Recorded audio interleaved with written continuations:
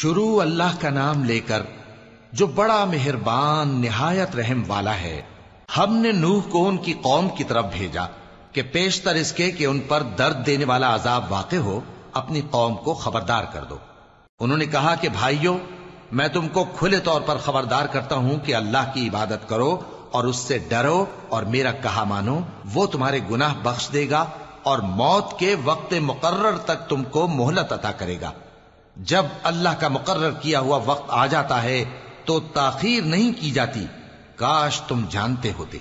جب لوگوں نے نہ مانا تو نوح نے اللہ سے عرض کی کہ پروردگار، میں اپنی قوم کو رات دن بلاتا رہا لیکن میرے بلانے سے وہ اور زیادہ گریز کرتے رہے۔ جب میں نے ان کو بلایا کہ توبہ کریں اور تو ان کو معاف فرمائے تو انہوں نے اپنے کانوں میں انگلیاں دے لی اور اپنے اوپر کپڑے اوڑھ لیے اور اڑ گئے اور خوب تکبر کرنے لگے۔ پھر میں ان کو بلند آواز سے بھی بلاتا رہا، پھر علانیہ بھی اور رازداری سے بھی سمجھاتا رہا۔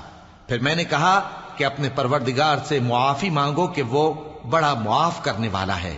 وہ تم پر آسمان سے موسلا دھار میں برسائے گا اور تمہارے مال اور بیٹوں میں اضافہ کرے گا اور تمہیں باغ عطا کرے گا اور ان میں تمہارے لیے نہریں بہا دے گا۔ تم کو کیا ہوا ہے کہ تم اللہ کی عظمت کا اعتقاد نہیں رکھتے، حالانکہ اس نے تم کو طرح طرح کی حالتوں میں پیدا کیا ہے؟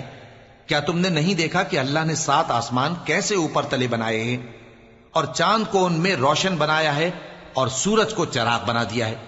اور اللہ ہی نے تم کو زمین سے ایک خاص طرح سے پیدا کیا ہے، پھر اسی میں تمہیں وہ لوٹا دے گا اور اسی سے تم کو نکال کھڑا کرے گا۔ اور اللہ ہی نے زمین کو تمہارے لیے فرش بنایا تاکہ اس کے بڑے بڑے کشادہ رستوں میں چلو پھرو۔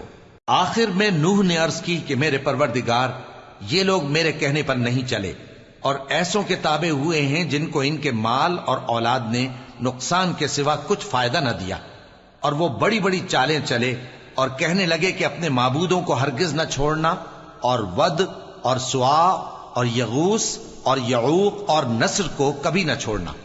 اور اے پروردگار، انہوں نے بہت لوگوں کو گمراہ کر دیا ہے، اور تو ان ظالموں کو اور زیادہ گمراہ کر دے۔ آخر وہ اپنے گناہوں کے سبب پہلے غرقاب کر دیے گئے، پھر آگ میں ڈال دیے گئے، تو انہوں نے اللہ کے سوا کسی کو اپنا مددگار نہ پایا۔